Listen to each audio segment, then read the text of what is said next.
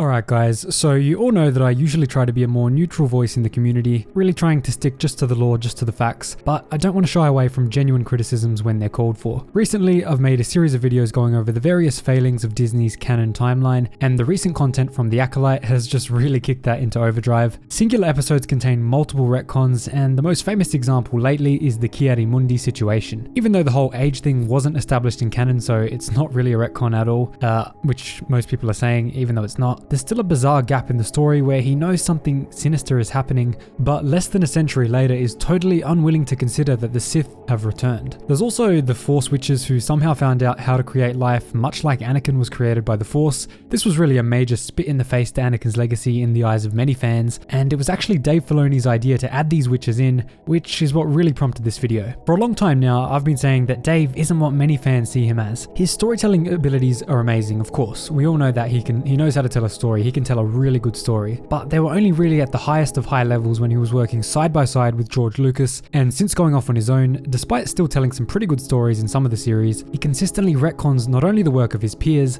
but also his own previously told stories. A couple examples out of the many are the whole debacle with Canon and Jarrus appearing in the Bad Batch in a way which completely changed his story of his traumatic past forever, not only altering the version of events drastically, but even removing an entire side character from the story altogether. This side character had so much depth, a massive change in character, a massive arc, and he was just completely retconned and removed out of Star Wars canon forever when the Bad Batch episode 1 came out. If you want to look into that, I have a video on this, but if you want to look into it more, look into Commander Grey and Captain Styles. That was a complete tragedy, but anyway, that's not the video for this. We have to get into more examples, and then there's the Ahsoka novel, which had the entirety of the flashback sequences retconned when Dave retold the story in his own way, completely ruining the major events to make them more visually pleasing without caring for the emotional depth and quality writing. He then retconned the major part of the book towards the end, which focused on Ahsoka's current life on the run from the Empire and becoming a member of the Rebel Alliance. Tales of the Jedi went deeper into the life of Count Dooku and showed us a very different portrayal of the character than Disney were establishing, going more towards his legend story rather than the setup canon one. It's just over and over that he goes out of his way to unnecessarily change details,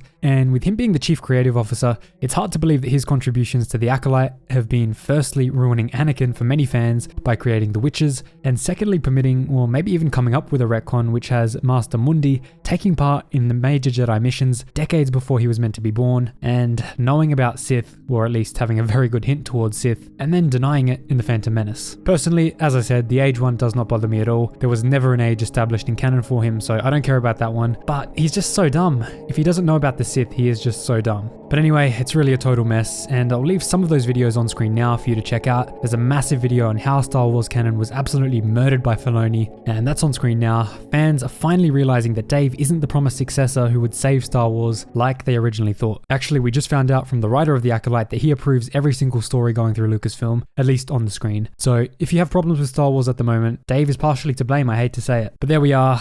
That's the state of Star Wars canon. If you enjoyed this video, check out the ones on screen now. Thanks so much for watching, guys, and I'll see you in the next video.